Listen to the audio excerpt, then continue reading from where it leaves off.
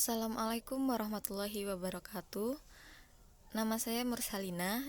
Pada kesempatan ini saya akan menjelaskan perkembangan fisik motorik pada anak dan remaja. Sebelum itu kita harus mengetahui apa sih maksud dari aspek fisik motorik, yaitu perkembangan dari unsur kematangan dan pengendalian gerak tubuh pada manusia. Nah, lanjut masuk ke bagaimana perkembangan fisik motorik pada anak. Pertama, fisik. Fisik merupakan perkembangan yang berkaitan dengan adanya pertumbuhan dan perubahan yang terjadi pada tubuh seseorang, khususnya anak. Nah, hal ini ditandai dengan beberapa perubahan pada syaraf, otot, kelenjar endokrin, dan struktur fisik atau tubuh. Sedangkan pada motorik merupakan perkembangan pengendalian gerak tubuh atau jasmani melalui kegiatan pusat saraf atau otak, urat saraf, dan otot yang terkoordinasi. Nah, pada perkembangan motorik ini terbagi menjadi dua, yaitu motorik halus dan motorik kasar.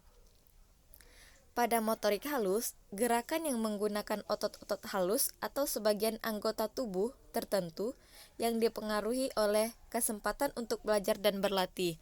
Nah, pada anak misalnya kemampuan mereka menulis, mewarnai, menggunting, dan lain sebagainya. Sedangkan motorik kasar merupakan gerakan tubuh yang menggunakan otot-otot besar, sebagian besar atau seluruh anggota tubuh yang dipengaruhi oleh kematangan anak itu sendiri. Nah, pada anak-anak biasanya ini dapat kita lihat pada bagaimana anak berlari, menendang, menari, yang melibatkan semua anggota tubuhnya.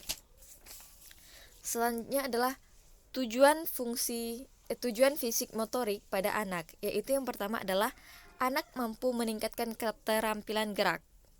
Yang kedua adalah mampu memelihara dan meningkatkan kebugaran jasmani. Selanjutnya, anak mampu menanamkan sikap percaya diri dan bekerja sama. Yang keempat adalah anak mampu berperilaku disiplin, jujur, dan sportif. Yang keenam, anak mampu fungsikan otot-otot kecil seperti gerakan jari tangan. Selanjutnya, anak mampu mengkoordinasikan kecepatan tangan dengan mata. Yang terakhir adalah dengan adanya perkembangan fisik motorik, tujuannya untuk mengendalikan emosi. Nah, setelah itu ada lagi faktor yang mempengaruhi perkembangan fisik dan motorik pada anak.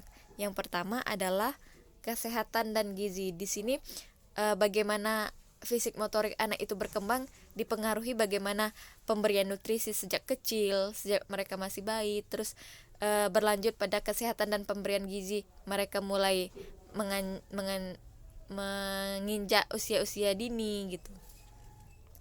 Selanjutnya adalah dipengaruhi oleh ketegangan emosional. Selanjutnya dipengaruhi oleh kecerdasan, dipengaruhi oleh bentuk tubuh dan jenis kelamin. Kan biasanya antara laki-laki dan perempuan ada sesuatu yang lebih, misalnya dalam hal ini laki-laki lebih unggul daripada perempuan. Kemudian beranjak ke perkembangan fisik motorik pada remaja. Maksudnya adalah proses pengembangan yang berkesinambungan dan berkaitan dengan perubahan perilaku gerak remaja. Nah, kita spesifikkan lagi dari fisik dan motorik. Dari segi fisik, perkembangannya meliputi faktor eksternal dan internal, di mana faktor eksternal terbagi menjadi ukuran dan proporsi tubuh dan segala perubahan fisiologis.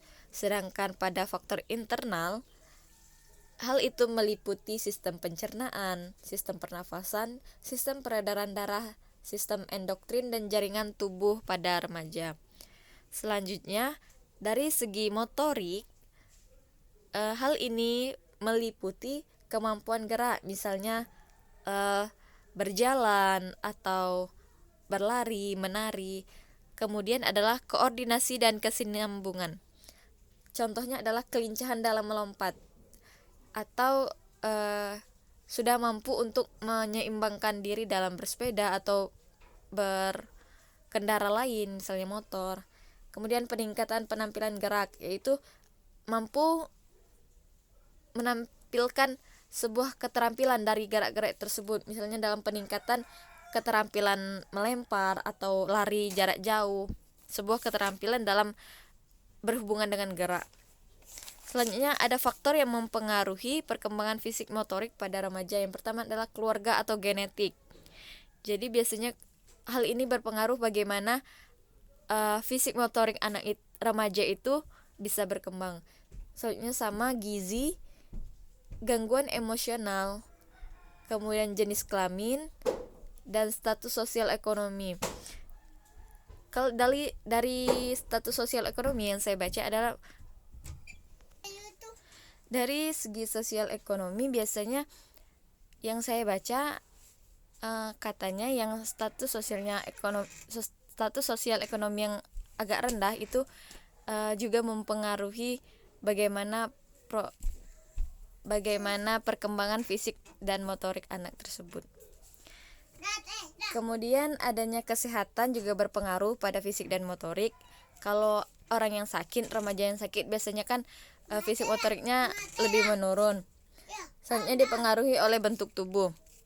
Kemudian bagaimana upaya untuk tetap mengembangkan fisik motorik anak? Yaitu yang pertama, kita harus senantiasa menjaga kesehatan badan. Seperti yang dibilang sebelumnya, bahwa faktor yang mempengaruhi itu kan berbagai bentuk dari dalam diri ataupun dari luar, itu kan berpengaruh pada kesehatan. Jadi untuk itu kita harus tetap menjaga kesehatan badan. Yang kedua adalah upaya yang harus kita lakukan adalah makan makanan bergizi. Soalnya dari segi makanan, dari segi asupan kita itu juga berpengaruh pada fisik dan motorik. Mungkin ini yang dapat saya sampaikan. Wassalamualaikum warahmatullahi wabarakatuh.